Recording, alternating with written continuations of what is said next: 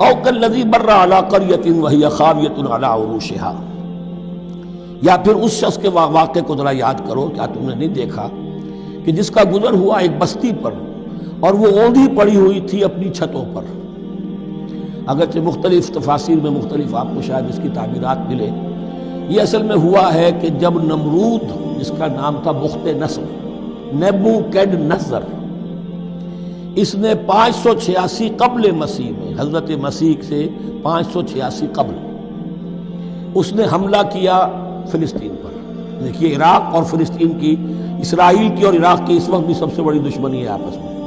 وہی دشمنی جو ہے 2500 سال پرانی بھی ہے۔ اس نے وہ نمرود بابل، نیبوکیڈنیزر جس کا نام تھا، اس نے حملہ کیا، 12 لاکھ کی آبادی تھی، 6 لاکھ کو قتل کیا اور 6 لاکھ کو بھیڑوں بکریوں کی طرح ہانکتا ہوا قیدی بنا کر لے گیا۔ 150 برس تک کیپٹیوٹی میں رہے ہیں یہ، اور یروشلم اجڑا رہا ہے، کوئی نفس نہیں، کوئی متنفس نہیں تھا، کوئی انسان نہیں، کوئی 2 اینٹیں سلامت نہیں چھوڑی۔ اسی وقت وہ ہیکل سلیمانی جو ہے وہ شہید کیا گیا،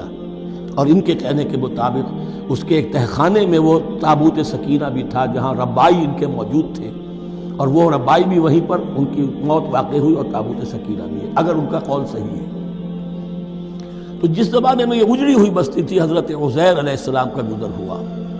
انہوں نے دیکھا کوئی متنفس نہیں، تو انہوں نے کیا کہا، قال انا یحیی ھذہ اللہ بعد موتھا، اللہ اس بستی کو اس کے اس طرح مردہ اور برباد ہو جانے کے بعد کیسے زندہ کرے گا؟ اب اس میں کیسے احیاء ہو سکتا ہے؟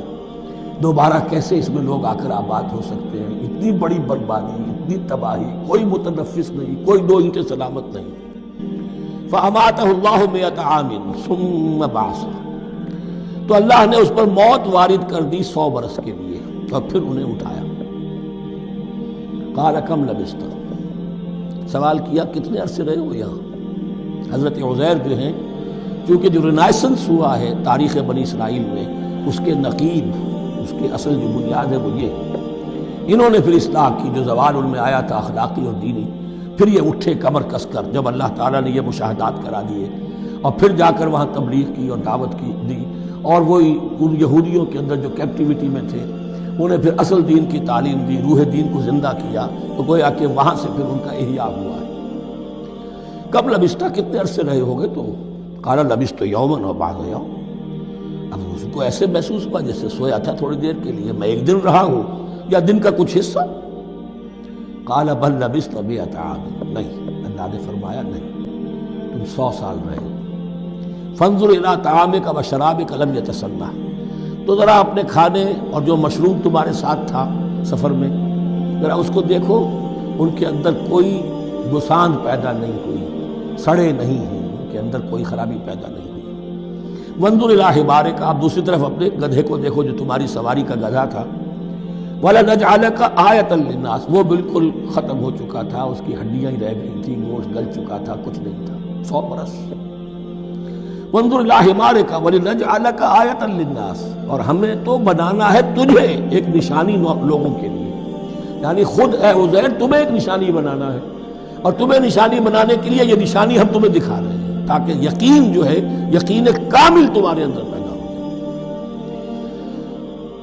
وانظر الی حمارک وَلِنَجْعَلَكَ آیَةً لِلنَّاسِ وانظر الی العظام، اب دیکھو ان ہڈیوں کو، کیف ننشزها، کیسے ہم انہیں اٹھاتے ہیں، ابھارتے ہیں، وہ ہڈیاں خود ابری اور جڑ کر کھڑی ہو گئی۔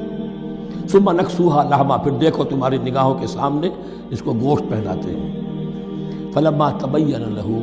جب یہ سب اس کے سامنے واضح ہو گئی بات، مشاہدہ بھی کر لیا، قال اعلم ان اللہ علی کل شیء قدیر، تو کہا میں نے پوری طرح جان لیا، مجھے پورا یقین کامل حاصل ہو گیا کہ اللہ ہر شے پر